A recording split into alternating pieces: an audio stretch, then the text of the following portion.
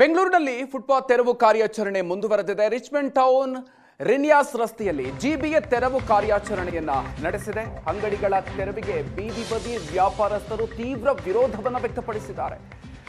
GBA ಅಧಿಕಾರಿಗಳು ಮತ್ತು ವ್ಯಾಪಾರಿಗಳ ನಡುವೆ ಈ ಸಂದರ್ಭದಲ್ಲಿ ಮಾತಿನ ಚಕಮಕಿ ಕೂಡ ನಡೆದಿದೆ. ಫುಟ್ಪಾತ್ ಮೇಲಿದ್ದಂತಹ ಅಂಗಡಿ ಹೋಟೆಲ್ಗಳನ್ನು ಅಧಿಕಾರಿಗಳು ತೆರವುಗೊಳಿಸಿದ್ದಾರೆ. ಬಡವರ ಮೇಲೆ ಹೊಡಿತಾ ಇದ್ದಾರೆ, ಹೊಟ್ಟೆ ಮೇಲೆ ಹೊಡಿತಿದ್ದಾರೆ ಅಂತ ವ್ಯಾಪಾರಿಗಳು ಅಧಿಕಾರಿಗಳ ಈ ಒಂದು ಕ್ರಮದ ವಿರುದ್ಧ ಆಕ್ರೋಶವನ್ನ ವ್ಯಕ್ತಪಡಿಸಿ ಕಣ್ಣೀರಿಟ್ಟಿದ್ದಾರೆ. ಆಪರೇಷನ್ ಫುಟ್ಪಾತ್ ಕಾರ್ಯಾಚರಣೆಯ ದೃಶ್ಯಗಳನ್ನ ನೀವು ನೋಡ್ತಾ ಇದ್ದೀರಿ. ರಿಚ್ಮಂಡ್ ಟೌನ್ನಲ್ಲಿ ಬೀದಿ ಬದಿ ಫುಟ್ಪಾತ್ನಲ್ಲಿ ವ್ಯಾಪಾರವನ್ನ ಮಾಡ್ತಾ ಇದ್ದಂತಹ ಅಂಗಡಿಗಳನ್ನ ತೆರವುಗೊಳಿಸುವಂತಹ ಕಾರ್ಯಾಚರಣೆ ನಡೆಸಲಾಯಿತು ಇವತ್ತು. ಈ ಸಂದರ್ಭದಲ್ಲಿ ವ್ಯಾಪಾರದಲ್ಲಿ ತೊಡಗಿದ್ದಂತಹ ವ್ಯಾಪಾರಸ್ಥರು ತೆರವುಗೊಳಿಸುವಂತಹ ಅಧಿಕಾರಿಗಳ ವಿರುದ್ಧ ವಾಗ್ದಾಳಿಯನ್ನು ನಡೆಸಿದ್ರು. ಕಾರ್ಯಾಚರಣೆಗೆ ತೀವ್ರ ಆಕ್ರೋಶವನ್ನು ವ್ಯಕ್ತಪಡಿಸಿದ್ದಾರೆ.